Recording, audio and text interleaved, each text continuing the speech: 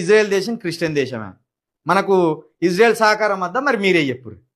Israel సహకారం వద్దు, అవసరం లేదు మాకు అని చెప్పురు. లవ్ యూ ఇజ్రాయెల్, నువ్వు కదా అసలైన ఫ్రెండ్. పాకిస్తాన్తో యుద్ధ పరిస్థితులు తీవ్రమైన కొద్దీ గంటల్లోనే ఇజ్రాయెల్ మన దేశానికి అండగా నిలిచింది. ఇలాంటి కఠిన పరిస్థితుల్లో నా భారతీయ స్నేహితులంతా ధైర్యంగా ఉండాలని కోరుకుంటున్నా. ఇజ్రాయెల్ అధికార ప్రతినిధి గుయ్ నిర్ ట్వీట్ చేశారు. దీంతో లవ్ యూ ఇజ్రాయెల్, నువ్వే అసలైన ఫ్రెండ్ అంటూ భారతీయులు థ్యాంక్స్ చెప్తున్నారు.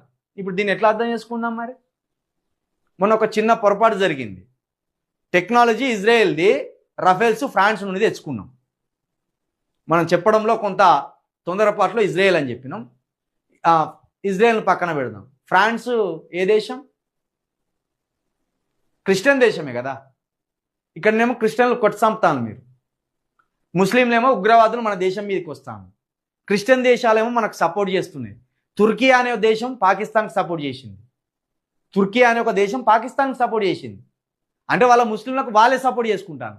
ఒకవేళ ఇక్కడ క్రిస్టియన్లు కనుక మనకు సపోర్ట్ చేయకపోతే మన దేశం యుద్ధం గెలుస్తుందా? మీరు విచక్షణతోటి ఆలోచించండి, విజ్ఞతతోటి ఆలోచించండి, మీ ఆలోచనలు పెద్దగా చేసుకుని ఆలోచించండి. ఏ చిల్క ప్రవీణ్ ఎప్పుడు చూసినా క్రిస్టియన్లను పొగుడుతాను. నేను క్రిస్టియన్లను పొగుడతలేను, మనుషులను పొగుడుతున్నా.